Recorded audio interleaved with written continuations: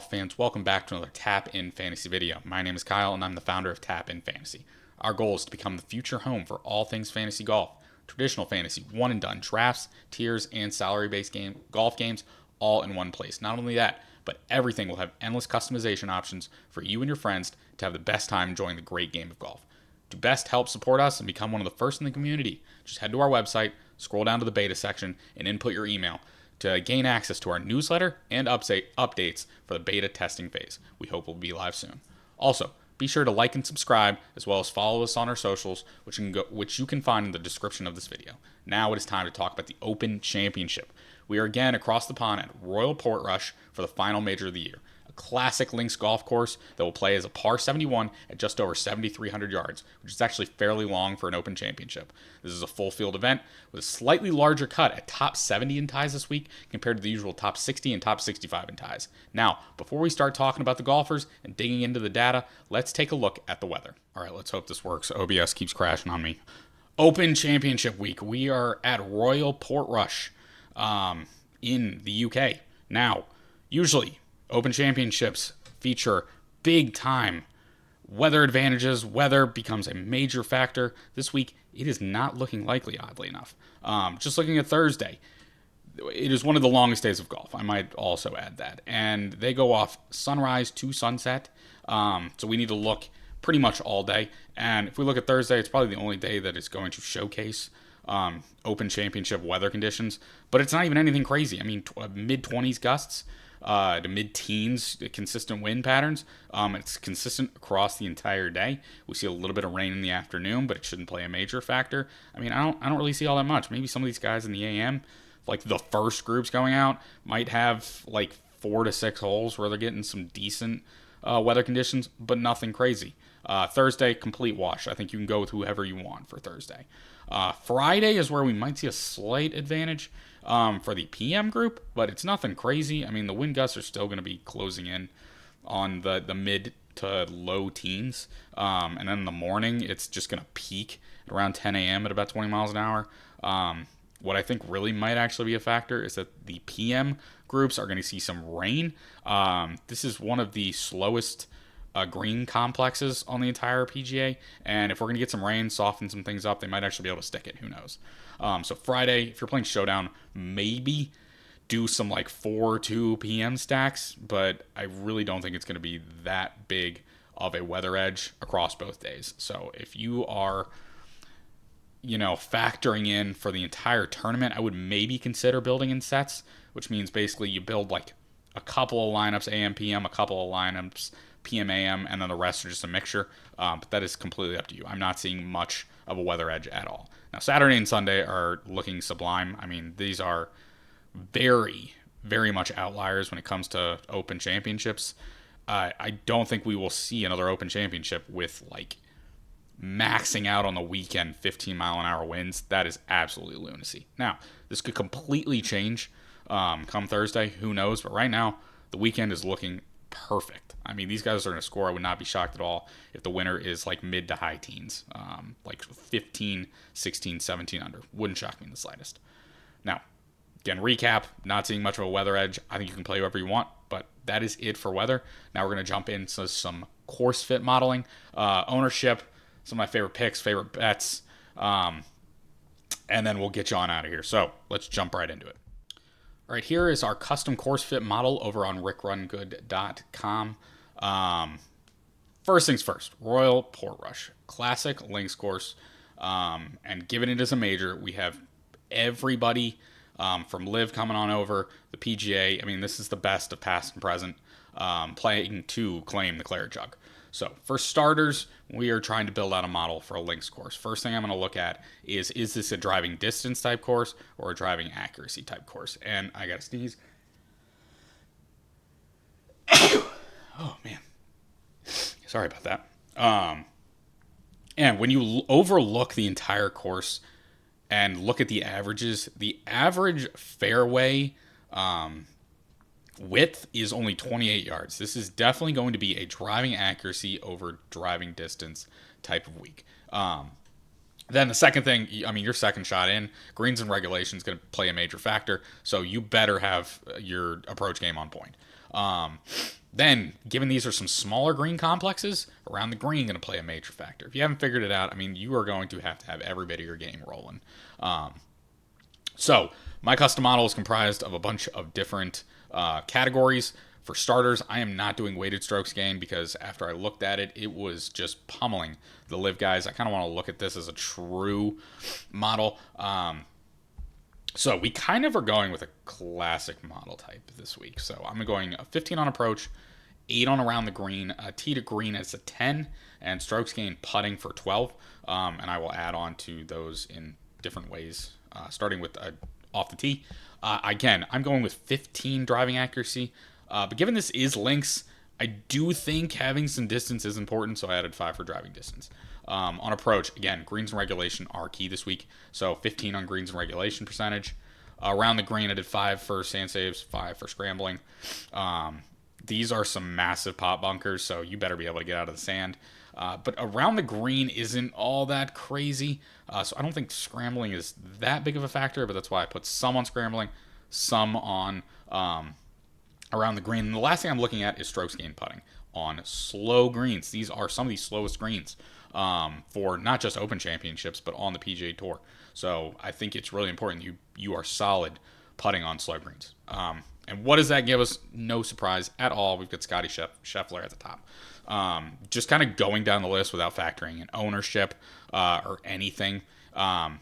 It is looking like this is going to be somewhat of a SARS and Scrubs. But you'll kind of see what I mean by that here in a second. Where, I mean, Scotty and Rahm look perfect for this course.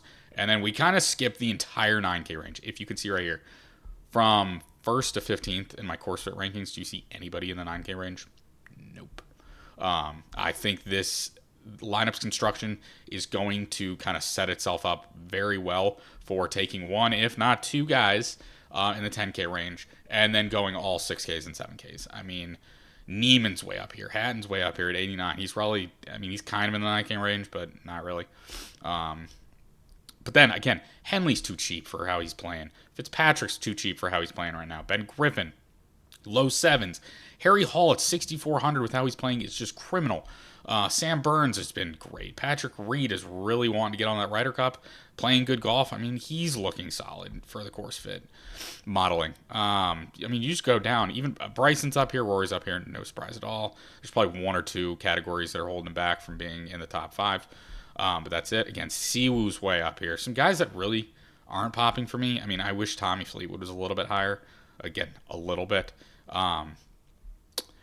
Shane Lowry and Bobby Mack might be a little bit higher, but they're fine. Guys that are really low that I really don't think I'm going to get much of. Again, Xander Schauffele.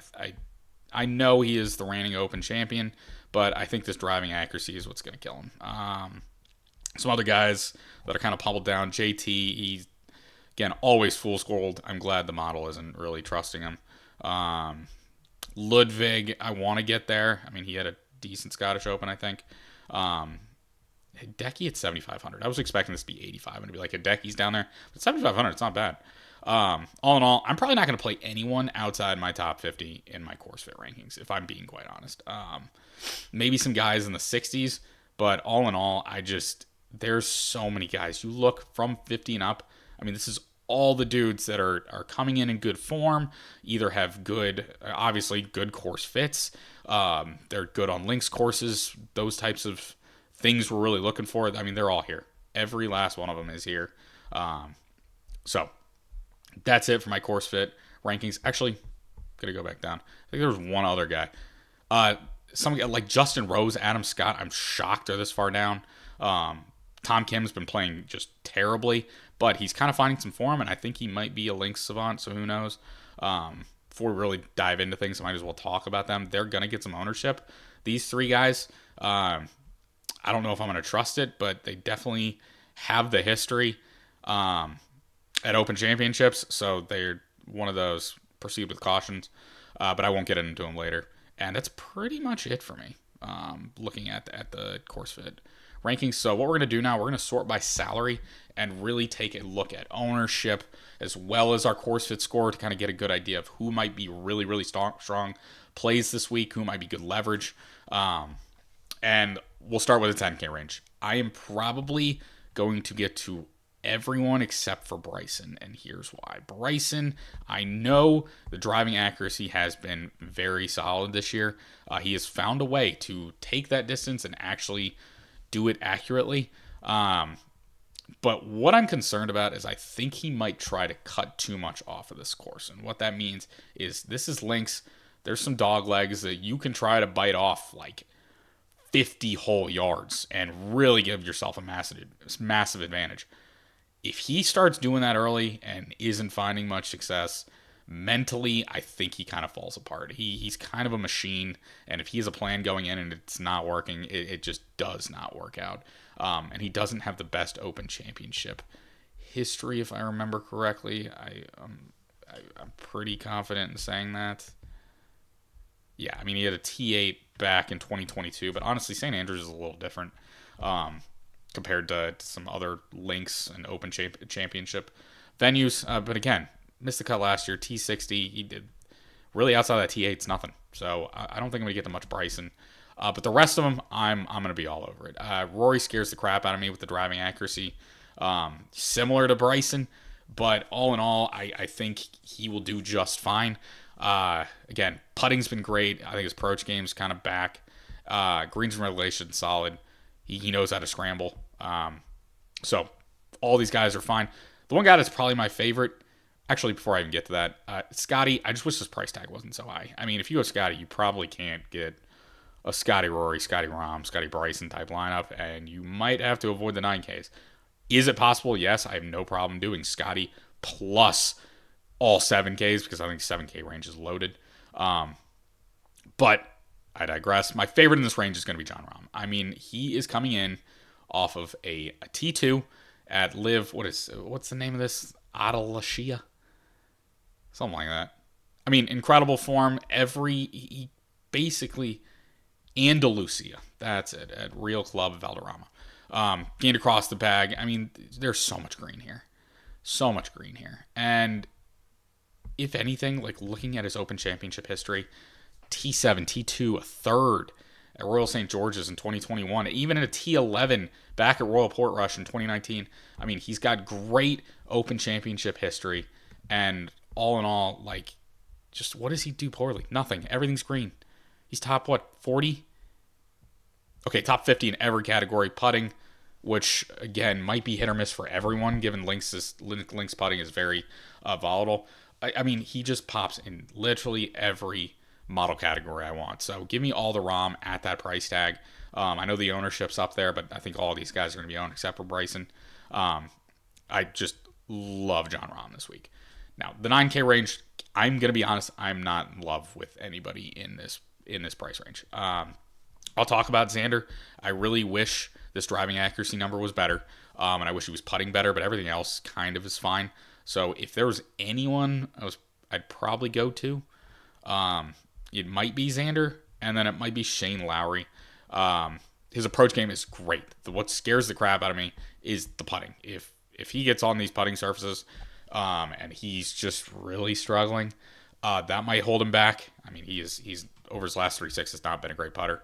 But everything else kind of does click. I mean, you are looking for strong approach play. You are looking for great driving accuracy, greens and regulation. That's exactly what we are looking for. His Open Championship history includes a win at Royal Portrush last back in 2019. So he's the defending Royal Portrush champion, and a T6 last year, or a 6th place last year, we gained across the bag. I think Lowry looks fine.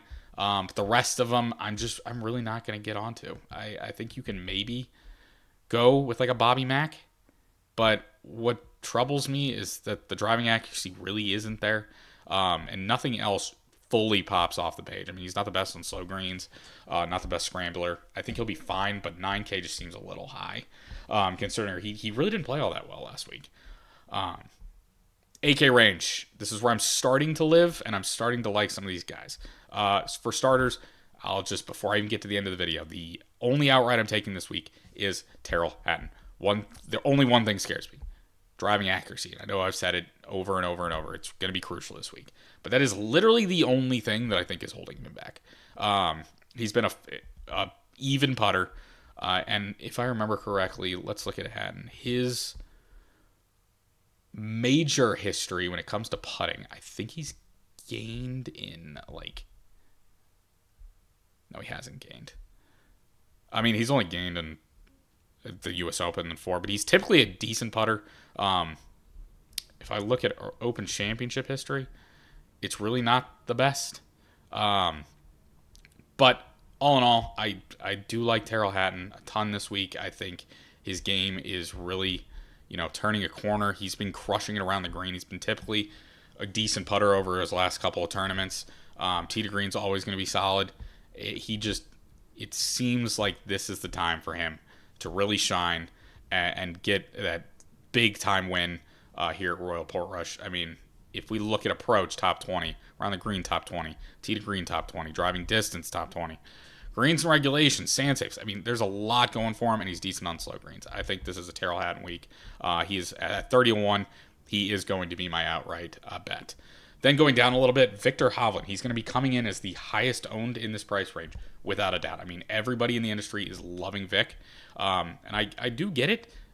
His approach game has been solid. The putter's been okay. Tee to green, he's been solid.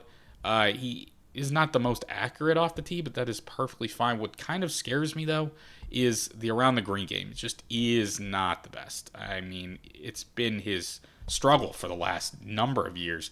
And his best year was the one where he actually had it figured out, and then he kind of regressed back to his norm. I think around the green could hurt him, but everything else stands out in a big way. Neiman models incredibly well, and for being 7% owned, I really do like that. He has a very low ball flight, which, if the winds do pick up, will be very important. I mean, again, approach, solid. Driving accuracy, solid. Greens and regulation, he does it. He's good out of the sand, good scrambler. I mean, everything stands out. Really like Neiman this week, and he pops in the model. If he's going to be coming that low owned, I'll be all over him. And then this is just one that I'm kind of shocked this is cheap. I really thought they'd have Cantlay up at like 8,600. He models okay, nothing crazy. I mean, around the green is going to be a struggle for me. He's not the best putter, but he's fairly accurate. Good greens and regulation. If this was going to be one of those Open Championships where you were going to need him to win, like the winning score was going to be like -7, -8, I think I'd be more inclined to go with Cantlay.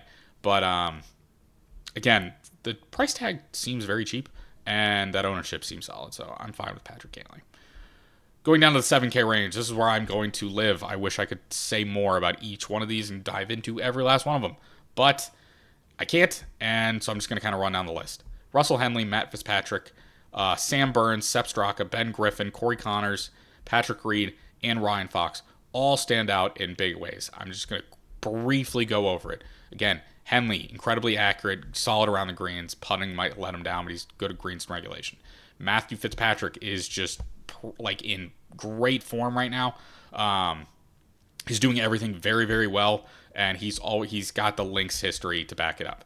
I have Justin Rose starred because he is not popping in any way, shape, or form, and the ownership's going to be there. I'm probably not going to get to Rosie, but you can make that decision. Now, Sam Burns all the way to Ben Griffin. I mean, Burns is probably my favorite in this price range just on the fact that he's only going to be 7% owned. He's one of the lowest of my favorites for this price range. I mean, what do you need? Driving accuracy. You need putting. His approach numbers, he's probably going to be the only one I click on. The approach numbers are finally starting to turn the corner. He lost an approach in like 10 straight, I think it was. 10 straight, and he's gained 4 of the last 5. I know at the Scottish Open, approach numbers weren't the best. But again, it is a links course. I know we're going to another links course, but honestly, Renaissance Club, and Royal Portrush are vastly different in many ways. So maybe he just has a better eye for this one. And then everything else is pretty solid. He's great on slow greens putting, sand saves and scrambling, solid. Driving accuracy is great. Greens and regulation, I mean, he fits the mold. And then if we kind of look back at the weather conditions, I think it's going to be kind of similar to that U.S. Open. that JJ Spawn kind of stole after the massive rain delay where it was just dumping. And honestly, Sand Berms was in the lead, I think, or like one off the lead during that rain delay. And then when they came back, he hit a shot and then his ball landed in a literal puddle. And they would not let him lift, clean, and replace. And he shanked it and then fell apart and lost by like 4 or 5 strokes. But genuinely, I think he had a chance to win that, and he finished like T7. So I think he's in a great spot. Sepp is just, his game just screams Open Championship. I mean, let's just look at what his history is. I know I said I might not click on many people, but I love this price range. Again, coming off a solo 7th, where he somehow gained or lost off the tee, gained everywhere else. His putter was electric. Maybe he's got a thing for, the greens across the pond. This right here, 2023, T2, T22nd. I mean, it gained across the bag last time out. Really liking Sepp. Let me close some of these. And then Ben Griffin. He's just been insanely solid as of late. I mean, he's just picked up top 20 after top 20. I know he's coming off a missed cut, I believe. Was it last week at the Scottish Open? Oh, no, at the John Deere, where his putter let him down. But everything else, look how much green. So much green. I mean, I'll take this over a very volatile stat like putting any day of the week, and I doubt he's going to lose. Like, what is his worst? Was that his worst ever? Can I like, change the time frame? Worst of the year. I doubt he's going to do that again. But, sorry, I got to look at date. But before that, I mean, look at this run. 8th, 1st, 2nd, 10th, 14th, 13th. I mean, I think he's primed to make a run at this, and the price tag is insanely cheap. And then Adam Scott, same thing as Rose, just does not pop for me. You can go to him, but proceed with caution. Another one, Corey Connors, he's very similar to Burns in the sense that ownership's low and he's modeling fairly well for me. My only issue is that I think he was banged up. And he might not even be 100% for this.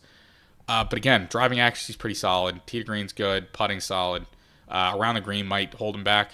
And yeah, that's, again, the around the green stats aren't the best. But everything else looks solid. You don't need to be able to drive it far here.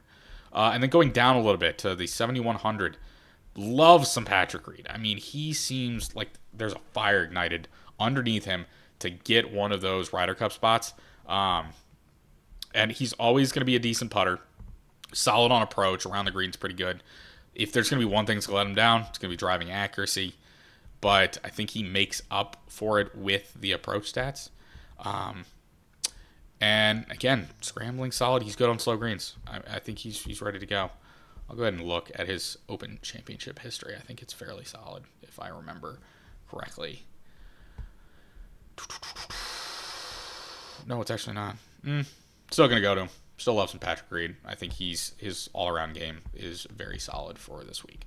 And then Ryan Fox. I mean, he didn't have the best Scottish Open. He really fell apart on the weekend. If I can I want to break this. No, actually, I don't want to do that. Yeah, rounds 1 and 2, pretty solid, and then just nuked on the weekend. But if we can somehow replicate this round 1, where he pretty much gained across the bag except for the putter, I think he'll be just fine. And then we'll just look at his Open Championship. Coming off T25, T16. I mean, its best finish at an Open Championship was in 2019 with that T16. So I like Ryan Fox. I probably like Patrick Reed a little bit more, but that being said, 7K range is where I'm going to live with a lot of these guys. And even the 6K range, there's some guys that pop. Am I going to get to Gotterup after the shocking win at the Renaissance Club? Probably not, but he does model well. Again, around the green game solid, tee to green solid. He's not the most accurate, and that's what scares the crap out of me. Last week was very much just hit it and figure it out from there. This is kind of the opposite, so I'm very fearful. But the numbers do kind of say he could be solid here. Greens regulation solid, tee to green. Everything really is kind of lined up except for that driving accuracy. So proceed with caution with Chris Gotterup. Aaron Rai, classic Englishman that looks good, that every time I play him he sucks. So I don't really know how to get a good vibe on him. But again, driving accuracy is incredibly important, and Aaron Rai is second in this field in driving accuracy. His putter sucks. The approach game really isn't where I want it to be, but this, again, if he's going to be sticking the fairways, I'll take that at a higher clip than somebody that's in the rough way more often and is going to be having the approach shots are going to be incredibly difficult. So I'm fine with Aaron Rye. Again, I'd probably go up to these low sevens like Patrick Reed. It's only a $200 difference. Then going down, I wanted to like Spawn. I'm probably not going to get to Spawn, but you can as well. Sung Jae was another one I was very iffy on, and the biggest thing was getting around the green and driving accuracy. But the rest of it just really isn't there. Guy I'm really liking, though, is Carlos Ortiz. Again, not a name many people remember, but he was very solid on the PGA Tour before he went over to LIV, and he's finally starting to come back into form. At 1% ownership, when he's surrounded by a bunch of guys in the mid single digits to high single digits, I'm all for, especially when Cam Smith, who's looks like he does not give a crap about golf anymore, is six times the ownership. Just breaking down the numbers, again, putter sucks. That's concerning, but the driving accuracy is fine, driving distance is fine. His approach game is very solid. Good sand saves, good greens and regulation. I think he's fine for 6,800. Please don't go backwards. Cool.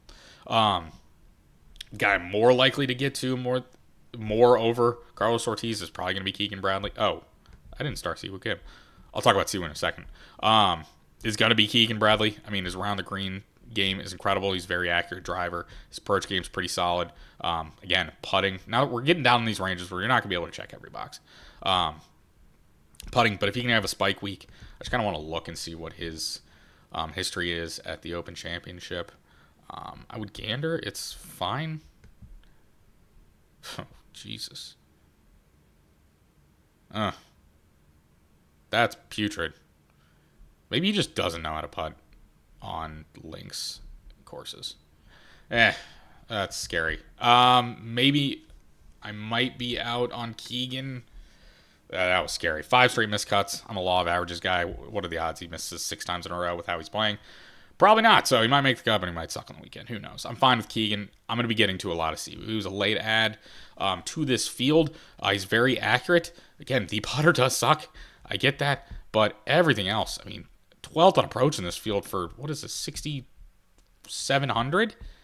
17th around the green, 8th tee to green. That is incredible. Absolutely incredible. And then the rest of this just speaks for itself. For this price, you can't go wrong. I think he's got enough boxes checked for me to want to get to him. If he could just maybe have a spike putting week.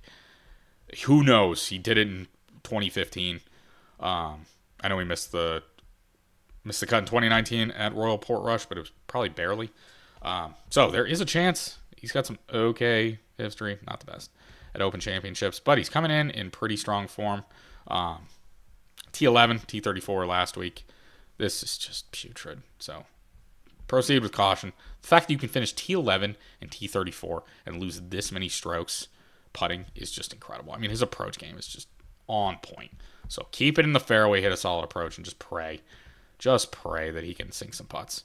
Tom Kim, the numbers are not going to tell the whole story. He's looking like he might be a links course specialist. He really only shows up, or he has shown up the last couple of years on links courses. So maybe he can do it here at Royal Portrush. And then towards the bottom of the 6K range, middle of 6K range, Louis Oosthuizen, Nikolai Højgaard. Louis, again, accuracy, good.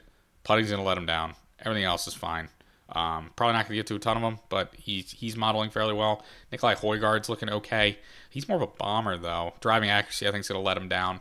But he's an okay putter. Here's where I'm going to be getting to, is the $6,400 range in abundance. Harry Hall might be my favorite value play on the entire slate. A lot of other people think so as well. But this guy has 7 straight top 25s, I think, which is absolutely incredible for being 6,400. What are we doing? T17 of the Scottish Open. He's gained across the bag except for off the tee and pretty much everything dating back to the Myrtle Beach Classic. That's just absolutely insane. He's got a great putter.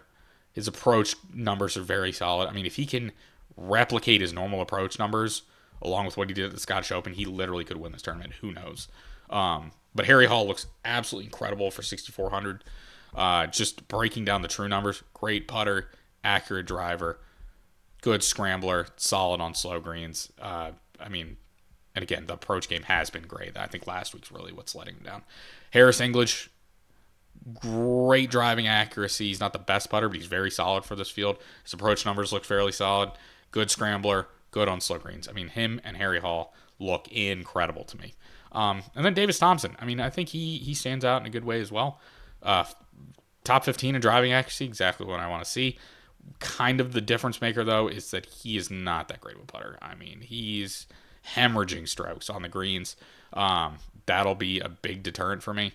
And he's really not the best on slow greens. So all in all, that driving accuracy and the rest of his game, his approach game, looks very solid. But I think the putting's going to hold him back. Still think he's an okay play as leverage off of Harry Hall and Harris English at just 2% ownership. But he looks pretty solid. And then looking at some of these classic Euro guys, I meant to star him.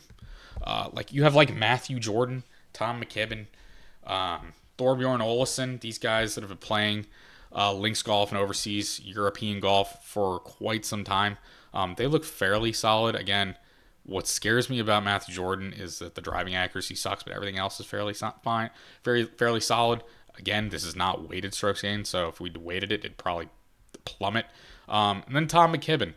He's more of an accurate driver paired with this distance, but his approach game just isn't the best, and his putter isn't good at all.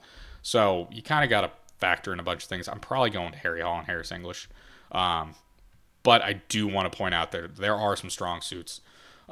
Strong points to talk about with Matthew Jordan, Tom McKibben, Thorbjorn Olesen. I mean, he's accurate and long, really good putter. His approach game's a 0. I wish it was a little bit better. And he has shown some good form on slow greens. I'm probably going to go to him over McKibben and Jordan. I mean, the numbers speak for themselves. I mean, he looks really solid.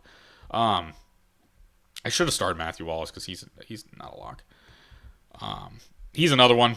He just classic Euro guy. He always shows up once or twice on the PGA Tour, and it seems to be in these types of conditions. Around the greens, very good. Problem is driving accuracy isn't there, so probably not going to get to him. 2 guys, 3 guys, 2 guys, 3 guys at 6,100. Yep. So very similar to this bundle at 64 is at 61. Matt McNeely, Bud Colley, Lucas Glover. I mean, they do kind of exactly what you want. They're all accurate off the tee. They're all fine putters except for Glover, and this is why I'm not as high on Glover. But he makes up for it on approach. I mean, they're good golfers, and they seem incredibly cheap for what their upside produces or provides. If I remember correctly, McNeely did fairly solid at the Scottish Open last week, or he missed the cut. It was one or the other. Yeah, no, T22. I mean, T5, T17, T22 in his last 4. That's incredibly solid. Does he have much history? Nope. But I'm not going to hold that against him. Same with Bud Colley. I think he was fairly solid. I think. Not 100% sure. Yeah, at one point was fairly solid. I think this is one of those similar to Ryan Fox. I think he fell apart. Yep, Sunday completely nuked his round.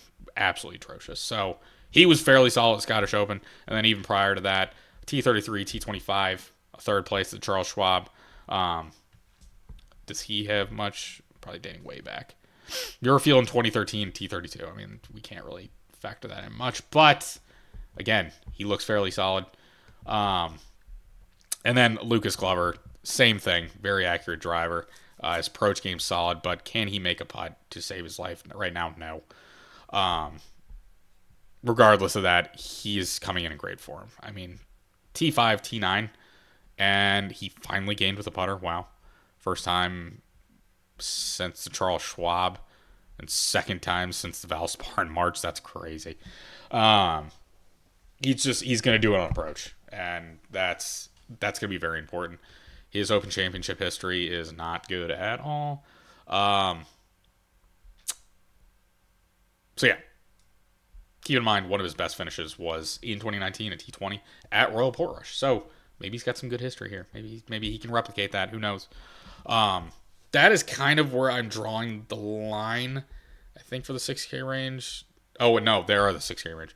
Love Nick Taylor and Marco Pinch. I mean, these two guys look really, really solid. Kind of tail of both halves. Penge is not the most accurate, but he's got some distance. His tee to green game is solid, though, which this is wild to me. How can you be 107th in driving accuracy, but tee to green be fourth. It's probably because of his approach game. 35th. Solid around the green. I think if he can just somehow keep it accurate, he'll be just fine. And again, on slow greens, great. Nick Taylor is a lot more accurate, doesn't hit it as far, but again, the irons are there, the putter's there, greens regulation percentage is solid. I love him for 6K. And then again, that's probably where I'm gonna draw the line. I will talk about these guys. Will I get to them? Probably not that much. All of them have a flaw in their game. Now, Jordan Smith, classic Euro guy. I think he did fine last week. This is the 5K range. We're finally dipping in our toes into the 5K range. Scottish Open T22 couldn't putt to save his life. Figures that out. He could actually contend. I think he's fairly solid across the board with everything. Driving accuracy is fine for being this price. Tee to green's great. Again, you weight this, it might tell a different story. But just all in all, I think he looks really, really solid for this week. Christopher Wrighton. What scares me is the driving accuracy, but everything else is like great. I mean, he's been an amazing putter. The run he's on right now is just absolutely incredible. I think he finished like T14 last week. T13 last week. I mean, T13, T4, T13, T2. A win at the Sudal. A T2 at the Hanan. I mean, these are some incredible numbers. And really being held back by 2 poor approach rounds. And maybe it was something like he just really flubbed it. Again, flubbed it on the weekend here. And at the Turkish Open, had a good day and then really just struggled with his irons. So I think the approach game is fine. I mean, when he gained 4 at the Scottish Open, that tells enough of a story that he's going to be perfectly fine on a links golf course. So I think he can fix that issue. It's going to come down to the driving accuracy. I mean, it's not really there, but really like him for 5,900. Martin Koivra. Again, great approach guy. He's not the most accurate off the tee, but he's also a good putter. I think he'd be just fine for 5,900. His green regulation number is actually fairly solid. Max Grazerman is really good on slow greens. Isn't the most accurate, but kind of makes up for it with the putter in his approach game. Daniel Brown is one that his numbers do stand out, but if I remember correctly, I think it was all because of there was a reason. Let me just look. I remember looking at him. There was something that I couldn't really get down to. I think it was this stood out so much in the Qatar Masters and Bahrain that there were some troubling. I mean, the Austrian Open and the KLM was not good. I think we could see that. I'm probably not going to get to him, but it's worth pointing out. Again, his numbers really do stand out. He models very well. And then I think that's pretty much it. Oh, yeah, last guy that actually modeled very, very well for me is Matt McCarty. Doesn't hit it far, but he's very accurate. He's putters there. Approach game is solid for this price tag. Good scrambler, and he's decent on slow greens. So he's probably the lowest I'm going to go at 5,600. The rest, I'm not vibing with any of it. So, yep, that is it for this week. No, it is not. I got to do my top bets. Did I close it? Dang, I closed it. Rats. All right, let's go to DraftKings Sportsbook. Check out some of my favorite bets. Oh, what am I going to do? I'm just going to open up the article. Make sure you guys go ahead and check out the article. Really breaks everything down in a very, very solid way. Again, everything I've talked about, but we will look at weather, just like we started out with, show you my custom model, where they rank out, some of the top ownership plays. I don't talk really much about this. Still talk about it, but it really breaks down the top in each range so you can build out a solid cash game lineup. Look at my favorite golfers, which we've kind of just already talked about. Again, for this week, John Rahm, Shane Lowry, Terrell Hatton, Sam Burns, Terry Hall, Christopher Wrighton, and then my best bets. Now, first and foremost, I usually do some sort of matchup bet. Love doing the matchup bets. But for this week, going a little different. We're going to go with one of my favorite bets, nationality of winner, UK and Ireland. I just think it is the deepest group of the bunch. Now, USA was plus 100. That is probably the deepest group. Scotty scares the crap out of me, and Bryson scares the crap out of me. But like I already talked about Bryson's driver, I think he could try to take off too many corners and get himself into a hole.